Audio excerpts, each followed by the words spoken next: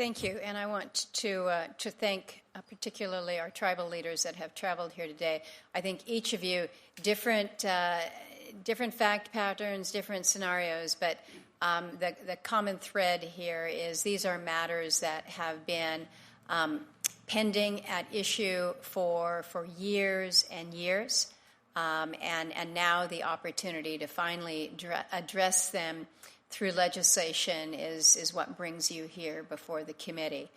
Some of these matters can be addressed administratively, and as has been noted with the legislation that we just advanced in the business meeting prior to this hearing, we recognize that we have the need to step up with putting some of these fixes into statute.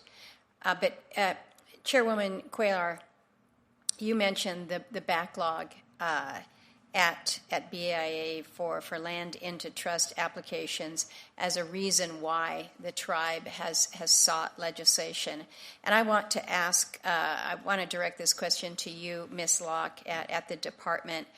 Just speaking to the issue of the backlog, I noted that you, Chairwoman Charles, were nodding your head in agreement when the statement was made about the length of time. Can you share with the committee what your understanding of the backlog is right now? How long the applications are typically taking to make it through the administrative process? Thank you for your question, Senator. There is an 862 pending fee to trust case currently being processed by BIA regional offices and contract and compact tribal staff. We recognize fee to trust can be a long process, and the department strives to continually improve the time it takes to process necessary land transactions. In 2024, DOI updated 25 CFR Part 151, which governs land acquisitions by the United States and trust status for individual Indians and tribes.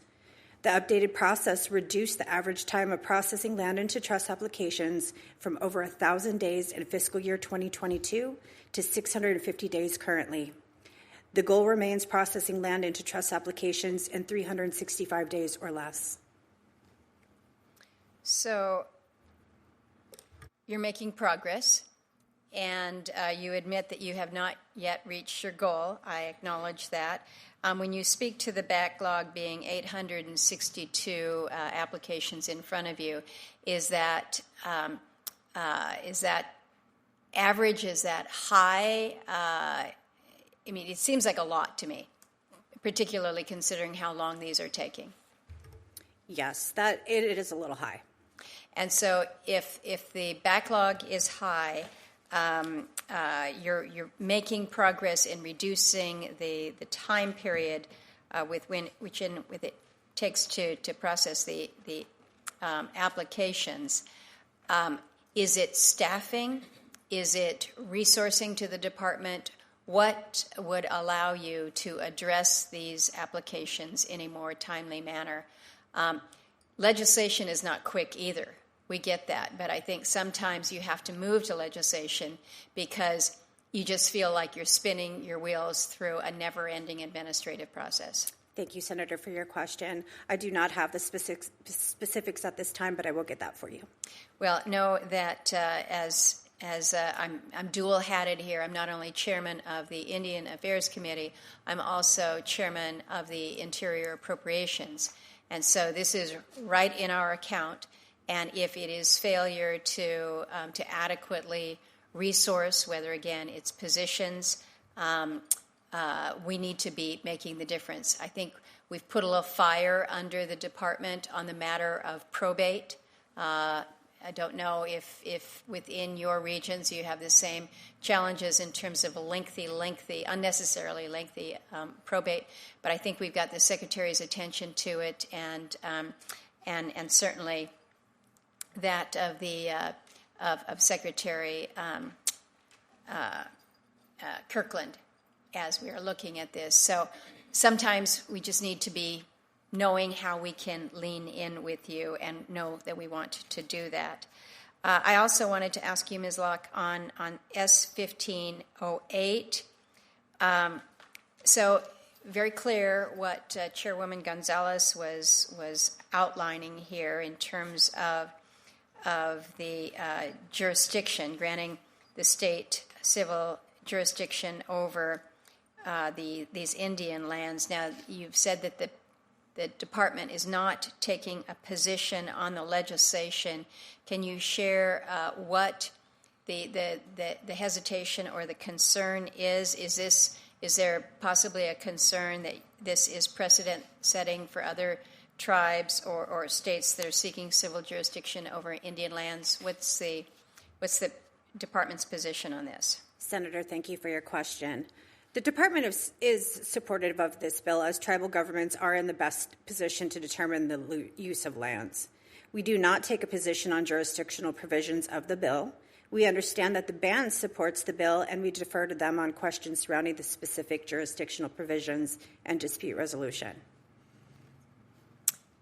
So would the department oppose the bill going forward then? Thank you, Senator. I understand this is an important issue, as many tribes are interested in this leasing authority. The department is supportive of the 2 leasing bills before the committee. Again, the department does not take a position on the jurisdiction provisions, but understand that the band is here today and would be best to speak on those details. Okay, I'm still not sure what position the department would take. As we try to advance measures out of the committee, it is important what the agencies have to say, and so we'll be working with you further on this. Let me ask one more question here regarding technical assistance. With regards to any of the bills that have been presented here of the 4, are there any changes or technical amendments the department recommends that we consider for any of these bills at this time? Senator, thank you for your question. The department is supportive of the bills before the committee today, and the department would be happy to provide technical assistance if required. Okay, well, we will look forward to doing that. This is a question directed to you, Chairman Whedon.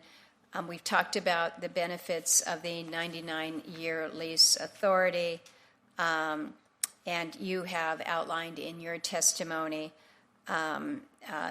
why this is a priority. Is there anything that your tribe is looking at right now in terms of pursuing that would require this authority be in place sooner than later?